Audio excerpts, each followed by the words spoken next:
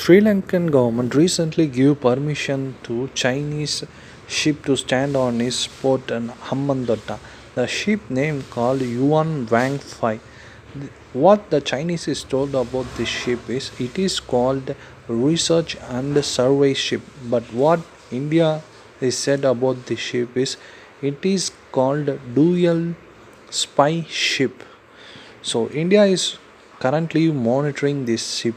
So if you like this video, please like, share, subscribe, comment on my YouTube channel. Thank you.